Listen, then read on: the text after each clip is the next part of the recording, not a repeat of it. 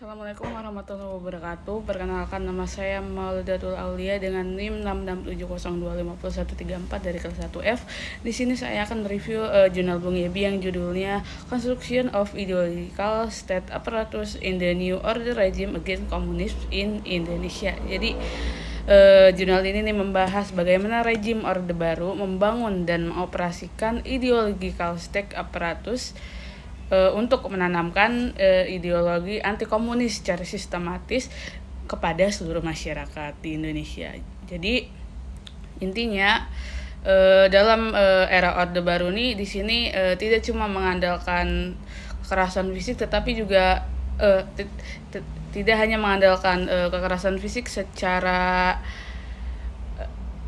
kekerasan fisik untuk menumpas PKI, tetapi mereka juga memakai cara yang halus, tersamar dan meresap kepada kehidupan sehari-hari, mulai dari media, sekolah, kebudayaan hingga lembaga agama.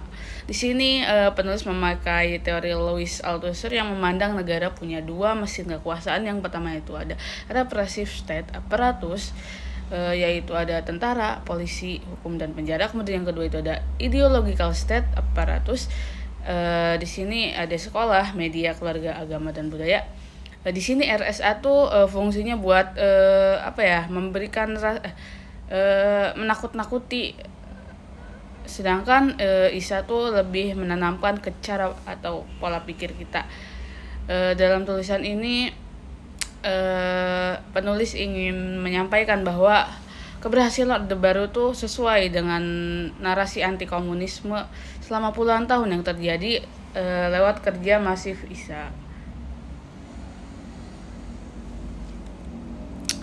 Kemudian latar belakangnya itu setelah peristiwa 30 September 1965, rejim Soeharto ini lahir di tengah ketakutan masyarakat. Ketakutan itu terus tumbuh gitu. Lewat berbagai narasi, Orde Baru tuh butuh legitimasi politik untuk menyingkirkan Soekarno dan membasmi PKI dan akhirnya membangun pemerintahan baru.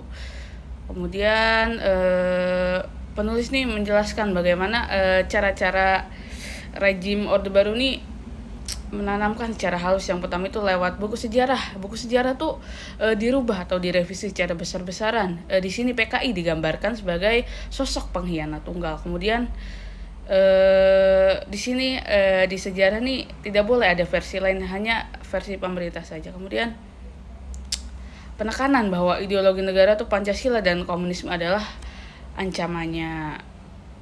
Di sini sekolah dipakai sebagai media untuk menjadi cuci otak yang paling halus untuk anak-anak.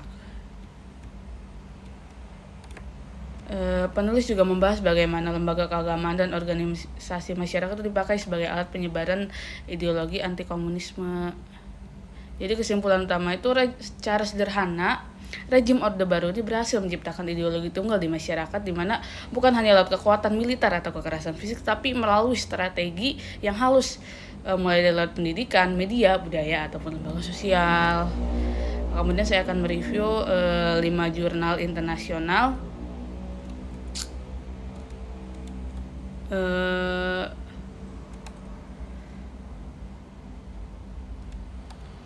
Yang pertama itu ada judulnya Renewing the New Order, Public History in Indonesia, Public History Review.